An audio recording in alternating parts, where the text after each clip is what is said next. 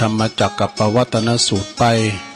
ดังเวียงป่าเป่าเพิ่งก็เข้าข่าวเนาะเข้าสู่ข่าวจากกรมประชาสัมพันธ์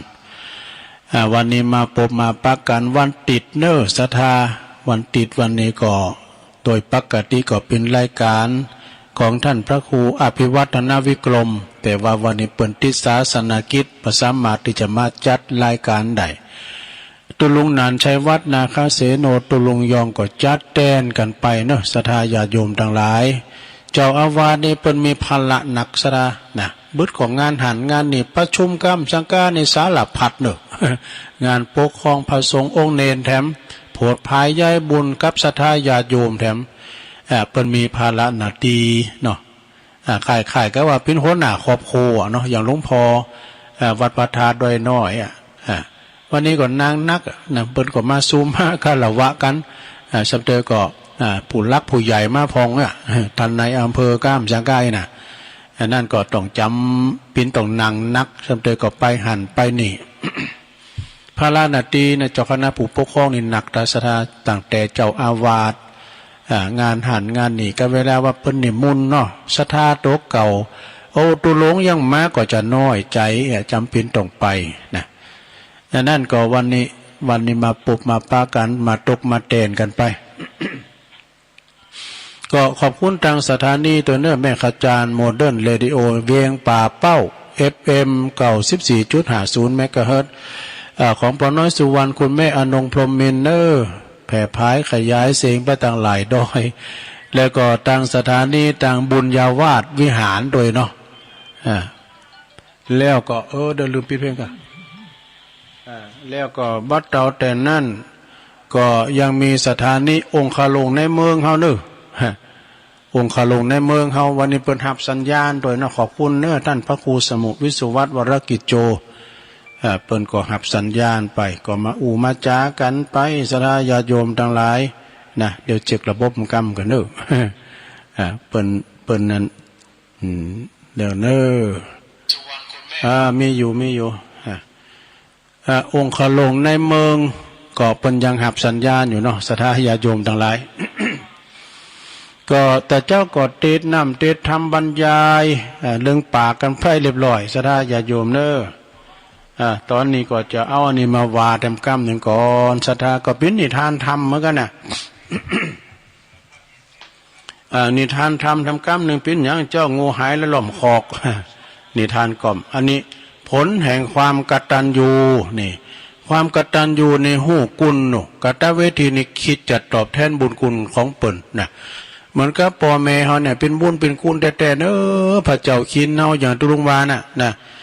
เป็นผู้ที่ว่าครับพี่ชอบเลี้ยงดูปูปาดลูกเต่าเหล่าล้านเล่นน่ะสูงหามสูงเฮนเป็นใหญ่เป็นโตมาอันนี้ลองพาเป็นสัตตลิสานเนอะสัตาคิดชาดกนะคิดชาดกผลของการความกตัญญูนะก็ณเชตวันมหาวิหารพระพุทธเจ้าเปิ้นได้ตรัสชาดกเรื่องนี้เปิดสอนถึงการว่าการกตัญญูเนี่ยนะต่อบุพการีชนต่อปอต่อแม่นะคือควรกระทำอย่างยิ่งเนอะดังพระภิกษุรูปหนึ่งเนอะเปิ้นแบ่งของติบิณฑบาตให้แก่มารดาเปิ้นเลี้ยงชีพนะอันนี้ก็มีใจความดังต่อไปนี้เนอะสถาในอดีตนะพระตถาคตของเฮาในเสวยพระชาติคือเปิ้นมาเกิดเป็นแห้งเจ้าเกิดเป็นหงเนาะ เป็นหงทองจงแรกในเกิดเป็นหงทองบัดเดี๋ยวนี้เกิดมาเป็นพญาแรงเป็นแห้งแถมแล้วสถานะก็อาศัยอยู่กับบิดามารดาในถ้ำในถ้ำนะเขาคิดจะกูดนะที่เชิงเขาเขาคิดจะกูดแห้งหนุ่มตัวนี้ก็เป็นผู้ที่มีความกตัญญูฮักปอฮักแม่เนอะมีความกตัญญูกตเวทิตากุลต่อบิดามารดาคือปอแม่ทุกวันก็จะหาเหยื่อหาอาหารเปิดมาเลงดูแลบิดามารดาติตาบอดปอแม่ของอันเปิ้นตาบอดเนอะของพญาแห่งนี่นะพ่อแม่เปิ้นตาบอดปรากฏไปสอหาเหยื่อหาอาหารมาถึงวันทุกเจ้าทุกคำโดยความกตัญญูไก่พองก่อไปพอว่า บ่พั่มพึงยะนะพอดีมีอยู่หันวันหนึ่งเนอะสะดาพญาแห้งหนุ่มนี่นะก็ขึ้นเกิดไปติดโบ่งเหี้ยวของนายพรานเอาทำแล้วมันจึงมีเหตุไปขอลืมตัวไปกับไปติดโบ่งเหี้ยวของนายพรานนะเต้นตีแห้งหนุ่มนี่จะล้ำพึงลำพันถึงตัวเองนะกับบ่สนใจยะดีตัวเองกับลำพึงลำพันไปหาปอหาแม่ผมว่านะลำพึงลำพันว่าจะได้กังวลว่าถ้าหากว่าข้าพเจ้านี่ตายไปแล้วเนาะแล้วไผจะมาผอบิดามารดาพ่อแม่ของเฮาที่ตาบอดโดยน่ะก็ถ้าว่ามีไผไปดูแลพ่อแม่ก็จะต้องตายไปโดยความว่าอดข้าวอดอาหารเพราะว่าบ่มีไผคอยดูแลหาอาหารเลี้ยงดูนะในขณะนั้นก็ในพรานเป็นซุมพอบักไก่กับดักนกนะกับแห้วนั่นนะ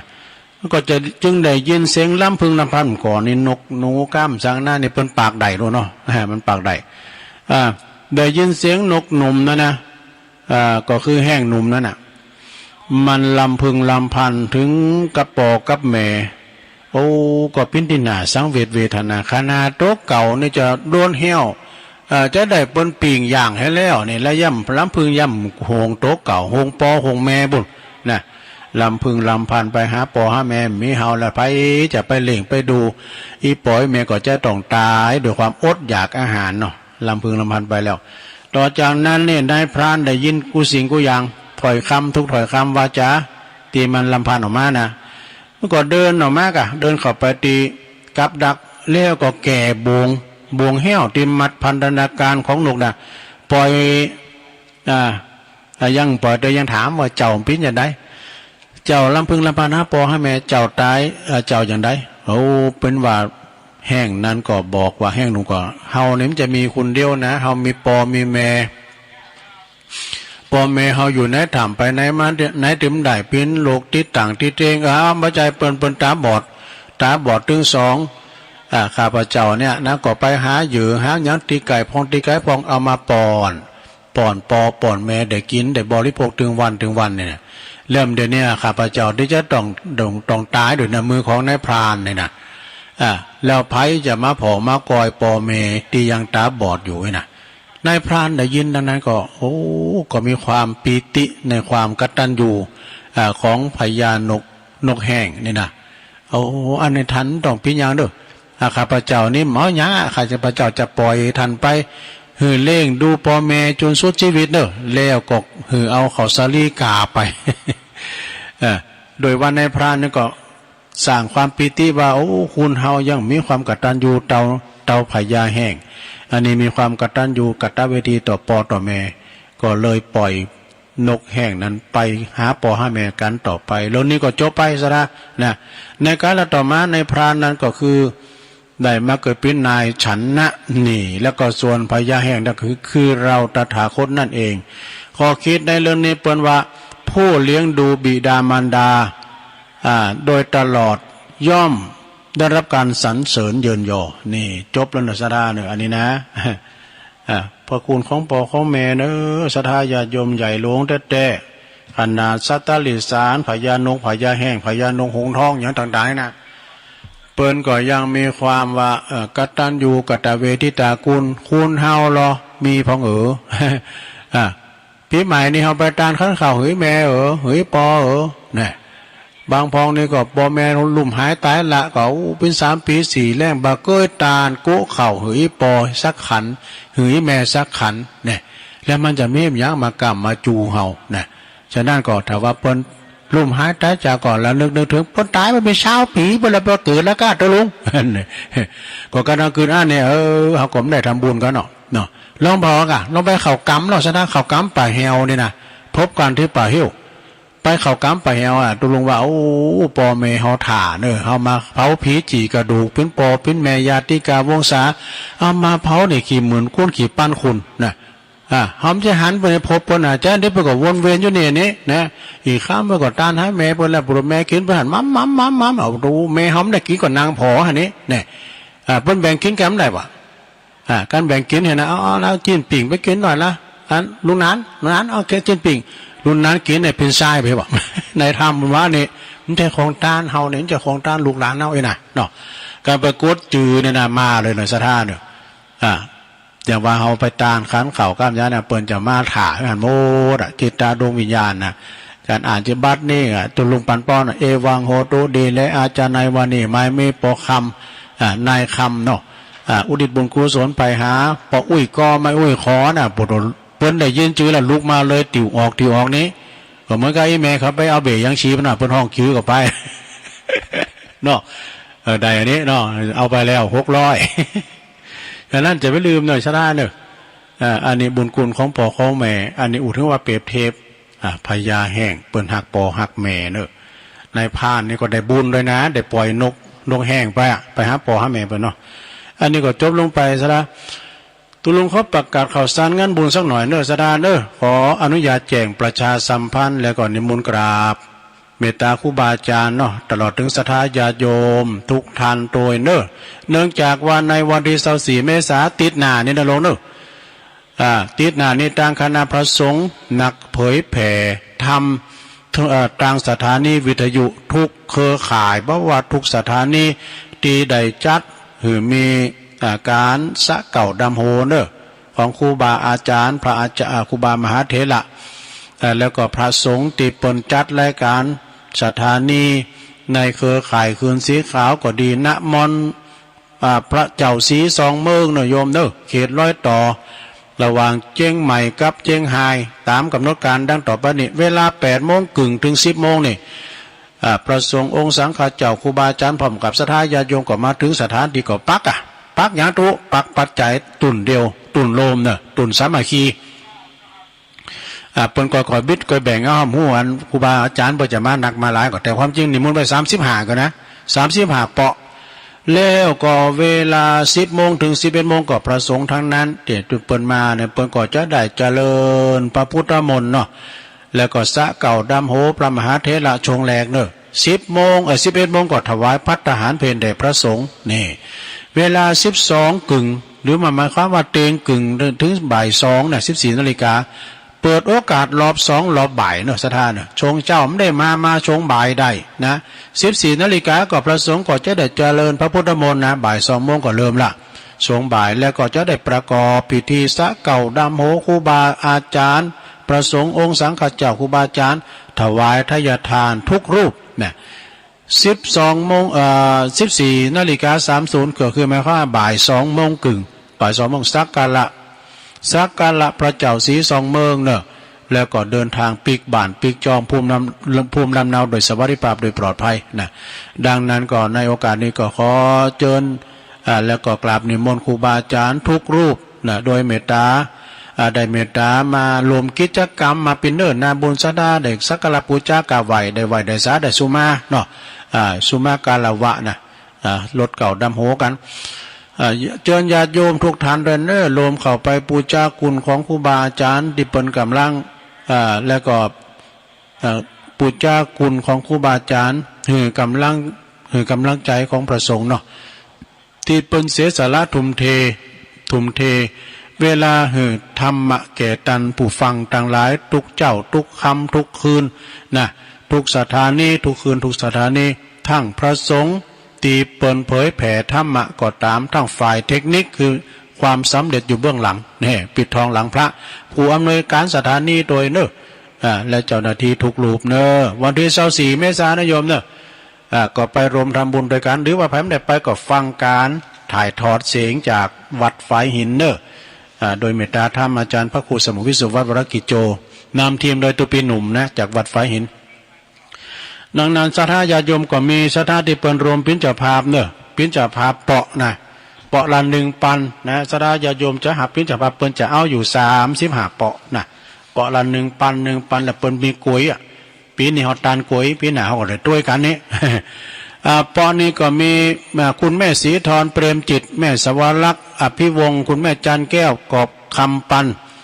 แม่สมใจมาแม่ศรีลาวดีนะอันนี้สายบุญจากหนองบัวชัยประการ1 เปาะ 1,000 บาทแล้วก็เจ้านี่เป็นมาแจ้งความจำนงเนาะก็มีแม่คุณแม่สิรินทิพย์บุญเลิศปุ้นเปิ้นอยู่กรุงเทพฯปุ่นนะเนี่ยเจตนาตก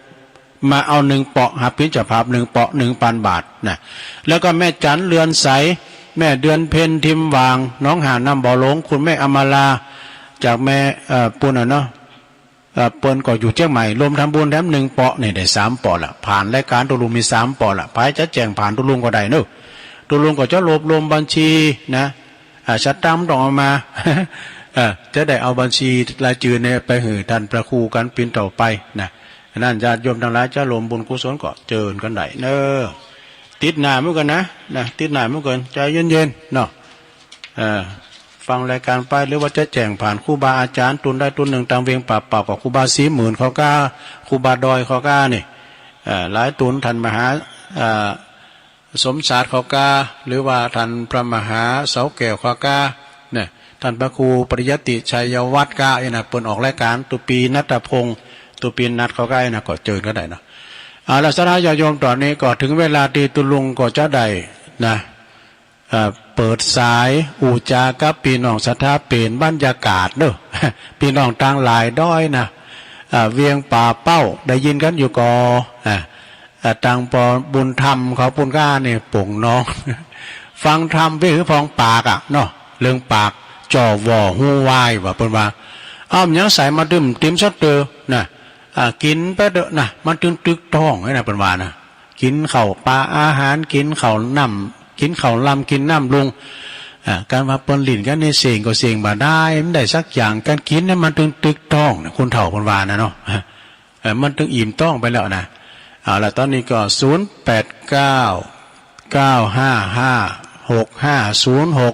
จบตุลุงแล้วก็ไปหมุนคืนไปในเด้อฟังครูบาอาจารย์3 ตุน3 องค์โดยเมตตาบารมีธรรมอาจารย์วรรณชัยชัยยานันโทคุณแปะบุญพุทธศรีคีรีนะท่านพระครูสัทธิสารคุณเจ้าคณะตำบลนำดิบเจ้าวัดน้องผาขาวท่านพระครูกัลยาณปราโมทท่านอาจารย์สมหวังวัดม่อนห้วยแก้วเปิ้นก็จะมาเข้ารายการเทศจากตุลุงเนี่ยนะ ก็ลองมาฟังกันไปหมุนคืนไปไหนคุณพ่อสมควรอย่างยิ่งเจริญพรผมใจก็สมาเด้อ881เนี่ยแล้วแม่หยังแม่อ้อยบ้านหม้อเจ้าแม่อ้อยบ้านหม้อเนาะเจ้าบ้านวังหม้อวังหม้อเจ้าอยู่ลำปางก็ไหมอยู่ลำปางเจ้าฟังบุญญาวาสเนาะฟังบุญญาวาสนี่เจ้าเดี๋ยวชัดเจนดีเนาะชัดเจนดีขนาดหรอกดีละมันไก่หันโลเนาะดีละแม่อ้อยจากวังเหนือวังหม้อเนาะลำปางขอบคุณแม่อ้อยนักเด้อบุญรักษาเด้อสาธุพี่น้องตั้งลำปางมาก่อนเปิ้นเด้อเอาสายต่อไปเจริญปอนแม่นางโอนอันนี้ก็กระมวลดีเนาะแม่นางโอนนี่ก็อยู่ร้องกล่องข้าวเนาะเจ้าขอบคุณนะแม่เนอะสันกำแพงฟังตลอดแม่นางอวนทาเกิดนะจากสันกำแพงวันล่องกองเข่านะมันมีหลายตีนะสันเข่าแคบกลางสันเข่าแคบไต่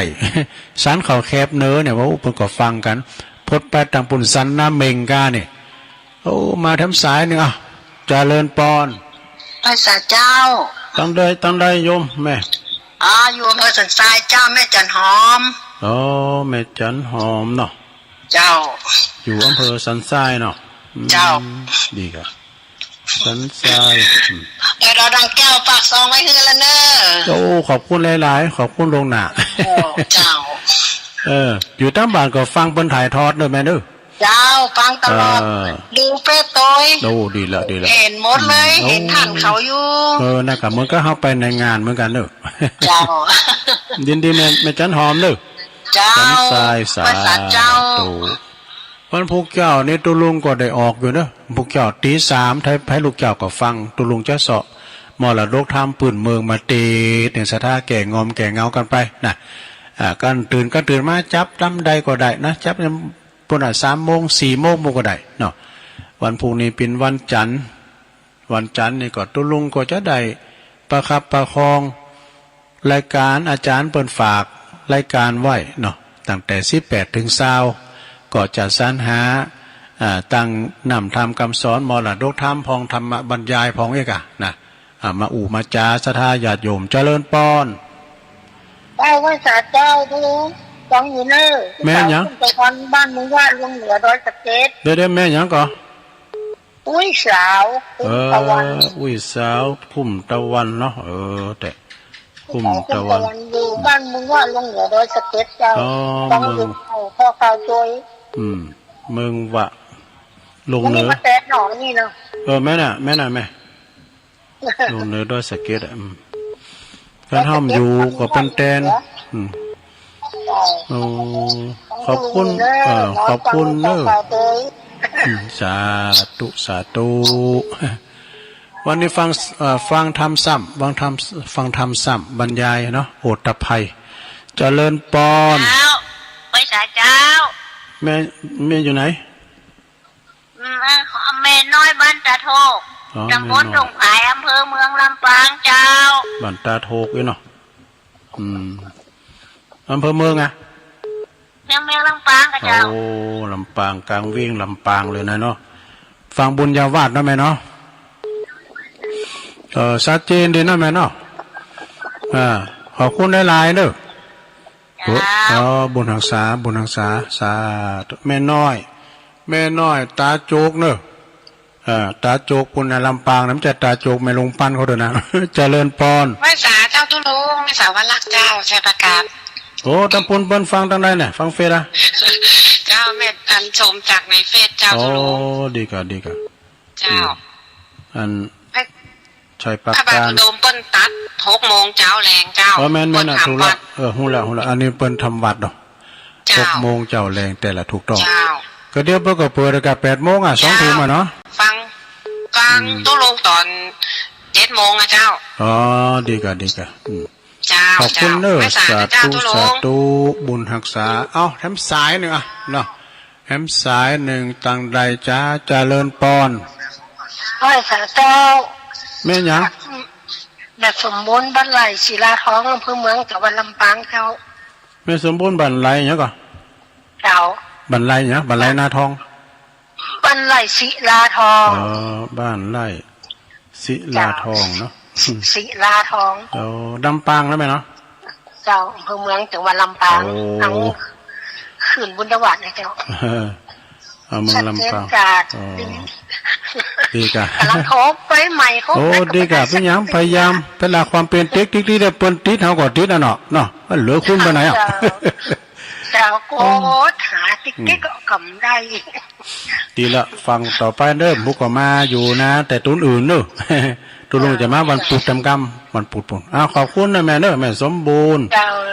จบเวลาพอดีตุลุงหลังห่างเวลาไว้5 นาทีท่านพระครูเขาตั้ง3เปิดมารอถ่ายอยู่แล้วนะแม่อ้อยบ้านวังหม้อลำปางแม่นางอวนล่องกองเข้าสันกำแพงแม่จันหอมจากอำเภอสันทรายแม่อุ้ยสาวคุ้มตะวันอำเภอเมืองปุ่นเมืองวะเนอะลงเหนือนะแล้วก็แม่น้อยต้าโจกอำเภอเมืองลำปางแม่สวรักษ์จากอำเภอชัยปราการบุญเด้อ